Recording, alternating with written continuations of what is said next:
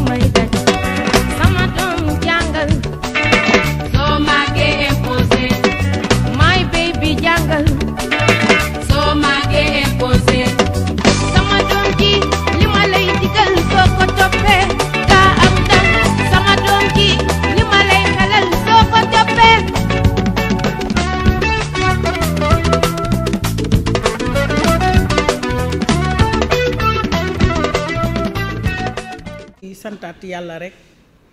di gërëm ñëpp ñi fi teew xale yi di leen ne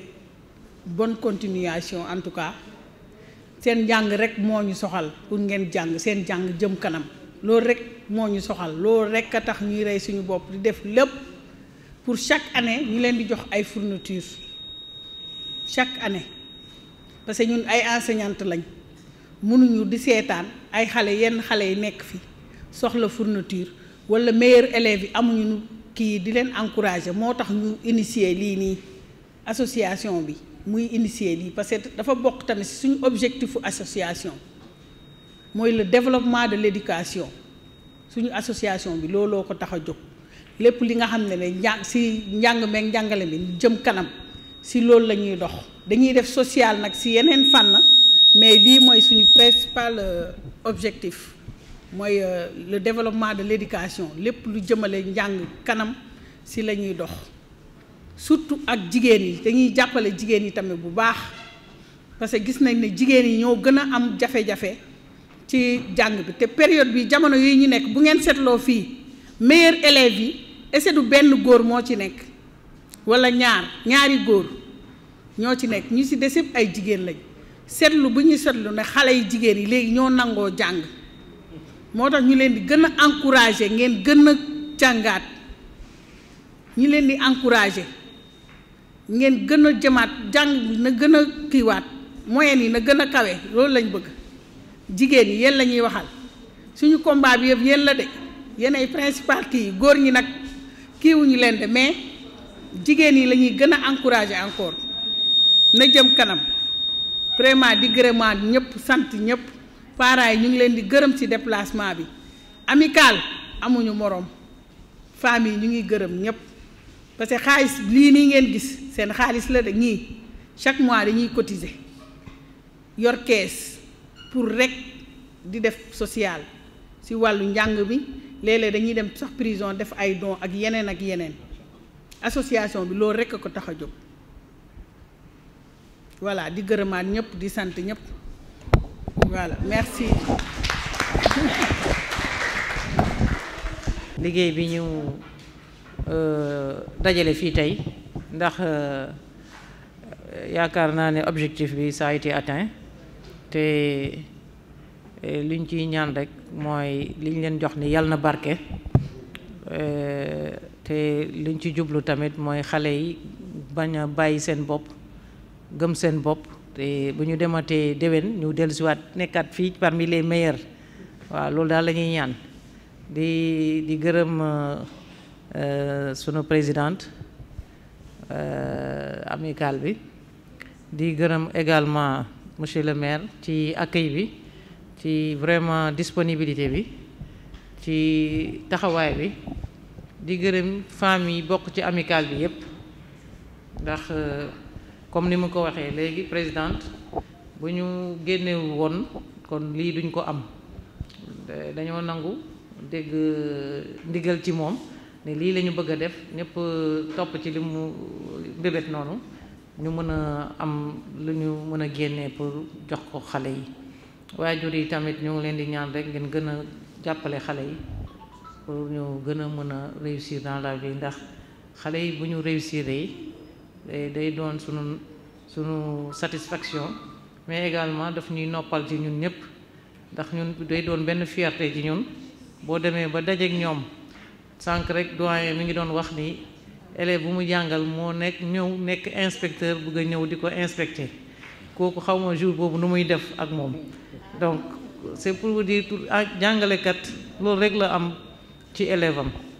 xale bi mu jàngal ko ba mu réussir bu dajeek moom ne ko man wax dëgg yàlla léegi inspecteur la léegi magistrat la wala sa président de la république gis ngeen président bu mu demee wala premier ministre bu mu demee di wër enseignant am ba ñu andil ko donc c'est une grande fierté ci maa ngi ñaan xale yi nekk fii déwén ñu gën a yokk seen loxo nekk parmi les meilleurs mais également dans quelques années ñu dajewaat parmi eux ñu am ci ay magistrats mais aussi des présidentes de la République jërëjëf yal na leen yàlla fay. merci principal. que ni ñu nekk di dem nii ba dem ba lycée góor yi ñoo fay des jigéen ñi duñ fa bëri donc loolu war na nekk beneen combat boo xamante ne AMICAL mun na ko dugg ci plan d'action bi par rapport yeneen actions yi ngeen di def en dehors de l'éducation yeneen action ngeen di def gis nañ ko ñu ngi koy gisee ñu ngi leen di remercier bu baax ci seen taxawaay parce que geste bi am na ci solo lool monsieur le maire yaa ñu dalaloon. di remercier waat amicale bi amicale des femmes enseignantes pour le développement de Tambacounda di leen remercier au nom de la commune mais également au nom du maire Pape Banda Dièye di leen wax ne nag lépp lu ngeen def ci éducation rek ñun ngeen ko defal parce que nguur gi ci boppam moo ñu ko sas compétence transférée la donc ñu leen ciy gërëm leen sant di ñaan yàlla rek que l'année prochaine qu'il y ait beaucoup plus de lauréats et encore beaucoup plus d'établissements ciblés pour loolu nag vraiment ñu ngi leen di exprimer toute notre disponibilité waaw lu ngeen soxla rek ñu mun ko ñu bañ ko mun nañ ko jëm parce que souvent dañuy ateliers yi ñuy dem yëpp souvent dama fay daje sax madame Sané dañuy solliciter maire yi duñ def dara mais souvent je me suis dit que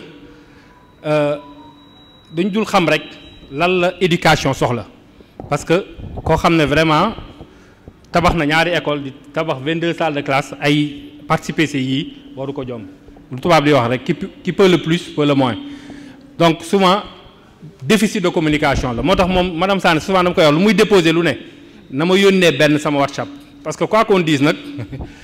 maire moom poste politique la parfois nag day du ñàkk politique bi day prend le dessus sur le mais néanmoins yàlla daf ñu may chance ñu am maire boo xam ne waxuma ko nag pour def politique parce que man ak moom sax bokkuñu parti politique pour dire vrai mais dafa di koo xam ne éducation lui tient à cœur lii di éducation lii di santé def na ci ay jéego yu mucc ayib donc tabax na ci ay école dafa ay poste de santé lu mu deful rek daf ko amul wala da ko mënul wala xëy na peut-être dañ ko waxul donc ma dellu si waat rek di leen gërëm di leen sant di leen wax ne on sera toujours disponible sama numéro madame Sané yor na ko parce que fii administration la lu ngeen bëgg yéen di déposer demande mais souvent ñu may liggéeyal damay ne dee leen ma yónnaale man parce que man moom suñ ma ko sasee rek moom yëbbante ma moom dina egsi si maire dama koy wax directement ñii lii lañ soxla nañ ko mën a def wala duñ ko mën a def moom nañ si jëm xar suñ tànk tubéy donc may dellu si rek di ñaan que déwén bu kenn manqué xanaa ñu yokk lauréats yi yokk écoles yi ñu ciblé yokk di ñaan it parents d'élèves yi nañ ñëw gunge seen doom parce que moment yi c'est important pour l'élève que parent bi quel que soit lu muy def parce que wax naa ko ci njëlbeen nee naa jamono ñuy toll nit mënoo def investissement bu weesu bu ëpp importance sa doom waaw investissement bu mënut a def xale yi ñooy investissement bu gën a wóor pour ñun en tant que parent mais également pour réew mi parce que réew mu amul jeunesse moom mënul développer c'est pas possible donc di leen gërëm di leen sant di leen ne vraiment c'est un plaisir pour ñu accueillir leen fii saa yoo leen soxlaa rek muy guddi muy bëccëg ngeen ñu woowee nañ ñëw taxaw seen wet wasalaam. Et je déclare officiellement close la cérémonie de remise de kits organisée par l'association des femmes enseignantes pour le développement de Tambacounda. Je vous remercie pour votre aimable attention.